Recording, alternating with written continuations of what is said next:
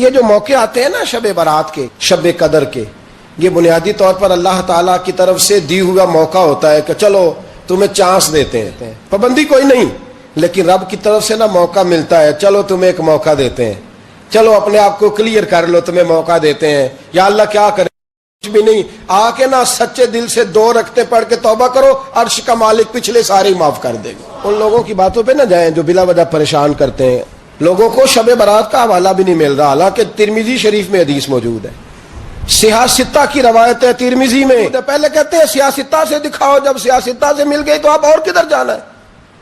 اور ابن ماجہ میں موجود ہے مولا علی کی روایت، اور ذرا ترتیب دیکھیے گا، یہ ترمذی کی حدیث ہے، اور امام ترمذی نے تو پورا باب باندھا ہے 15ویں شعبان پر، پورا باب۔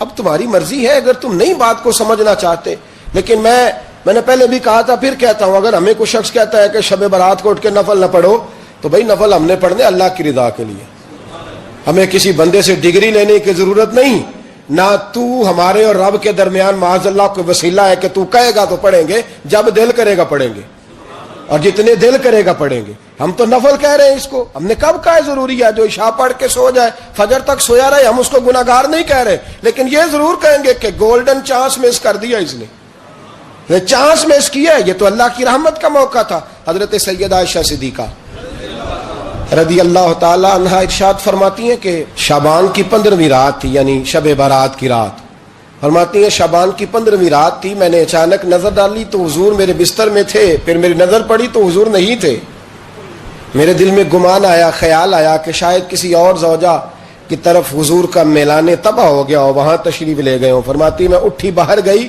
تو نبی کریم علیہ السلام جنت البقیع میں تھے، قریب ایک جگہ پہ حضور دعائیں مانگ رہے تھے۔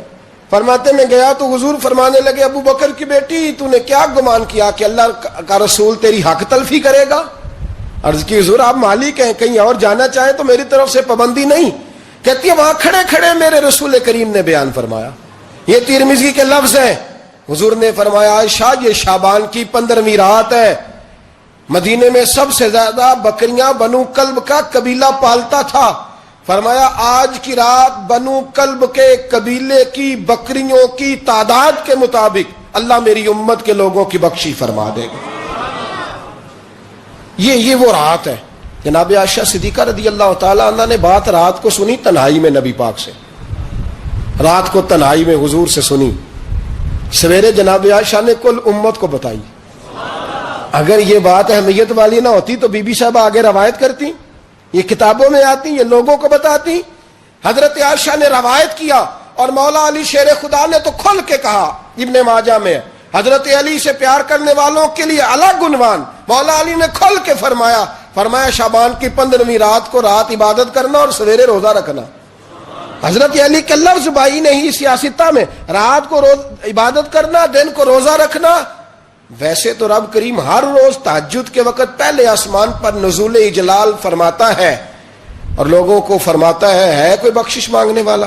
کیا انداز ہے مولا علی شیر خدا حدیث روایت کرتے، رنگ کیا ہے؟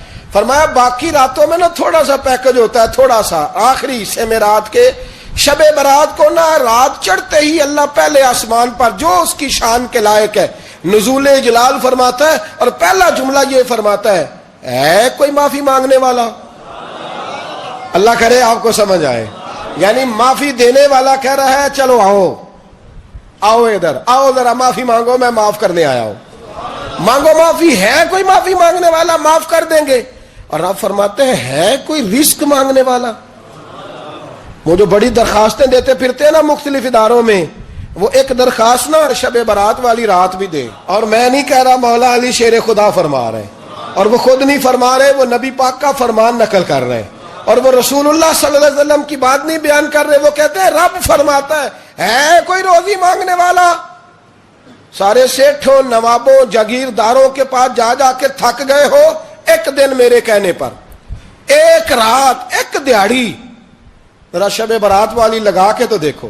تو میرے رسول پاک علیہ السلام نے ہمیں یہ میسج دیا، پیغام دیا، فرمایا اس رات جو اولاد مانگے گا رب اسے بھی عطا فرمائے گا، اس رات جو اللہ سے بخشش مانگے گا اللہ اسے بھی دے گا، اس رات جو رب کریم سے عزت مانگے گا اللہ اسے بھی عطا کرے گا۔ شارحین نے لکھا اس رات جو رب سے پردہ پوشی مانگے گا، اللہ اسے پردہ پوشی بھی عطا کرے گا. جو جنت کا سوالی ہوگا رب اپنے فضل سے عطا فرمائے گا. کوشش فرمائے. 10 محرم کو ہمارے ہاں لوگ جاتے ہیں قبرستان. وہ کسی حدیث سے ثابت نہیں, میں منع نہیں کر رہا, جائیں 9 محرم کو جائیں, 10 کو جائیں, 11 کو جائیں, 8 کو جائیں, سفر میں جائیں, ربیع الاول میں جائیں, قبرستان میں جب بھی جائیں, منع نہیں ہے. لیکن شب برات والی رات تو خود رسول کریم گئے ہیں نا قبرستان. اب جو بات میں نے سمجھانی ہے اس کو سمجھیں. نبی پاک کی والدہ کا مزار نہیں ہے وہاں جنت البقیع میں. حضور کے کو بھائی بہن, حضور کیا کرنے گئے؟ امت کی بخشش کے لیے گئے. شب برات کی رات لالچی نہ بنے کہ صرف میں نے اپنے لیے روزی مانگنی ہے. کل امت کے لیے مانگے رب کریم سے. مانگے اپنے بھائی کے لیے, مانگے اپنی بہن کے لیے, مانگے اپنے بیٹے کے لیے, مانگے اپنی بیٹی کے لیے, مانگے اللہ کریم سے. یہ مانگنے کی رات ہے. پچھلی راتی رحمت رب دی کرے بلند آوازہ, بخشش منگن وارے کارن کھلا جے دروازہ. آئیں اللہ کی بارگاہ میں اس رات کو کھل کے دعا مانگے.